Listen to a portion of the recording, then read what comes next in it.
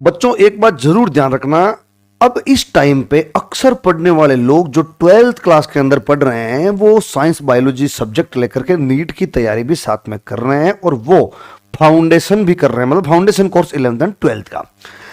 अब ये बच्चे जब सिलेबस पूर्ण होने लग गया, सिलेबस पूरा होने लग गया, तो अब ये बच्चे इस बात को लेकर टेंशन में हैं। कई तो इस चक्कर के अंदर जैसे दिवाली के त्योहार वगैरह भी बनाना उन्होंने बंद कर दिया कि साहब हमारे पे इतना प्रेशर है, आगे जाके क्या करेंगे।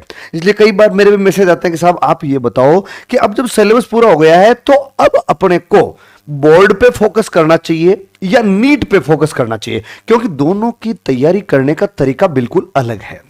बोर्ड के अंदर आपको रिटर्न पेपर करना पड़ता है और वहां पे आईक्यू नहीं, पुरानी चीजें रटी हुई होगी, फॉर्मूले में देखे हुए होंगे, उसके बेस पे क्वेश्चन सॉल्व करने हैं।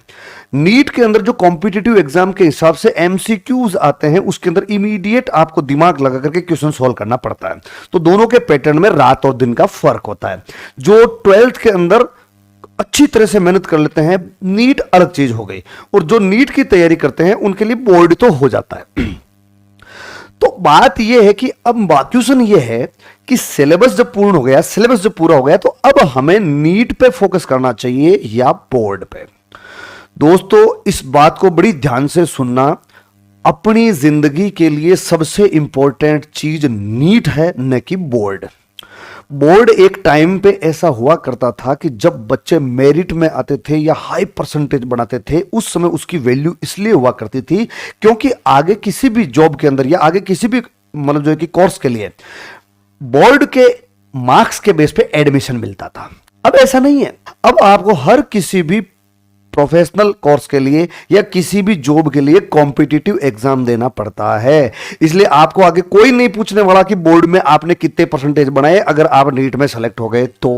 और अगर आपको बोर्ड के अंदर मान लो कि मेरिट में आ गए और नीट में सेलेक्ट नहीं हुए तो उसका कोई मतलब नहीं रहेगा। इसलिए जिन बच्चों का कोर्स हो गया लेकिन अभी भी वो एलिजिबल नहीं है एग्जाम देने के लिए नीट का, तब वो फोकस कर सकते हैं बोर्ड पे। लेकिन जो बच्चे 12th के साथ के अंदर नीट का एग्जाम दे सकते हैं उन बच्चों के लिए सबसे इंपॉर्टेंट चीज ये है कि बोर्ड तो आप निकाल लोगे, लेकिन सबसे इंपॉर्टेंट फोकस करना पड़ेगा आपको नीट पैटर्न पे। Okay dear, thank you.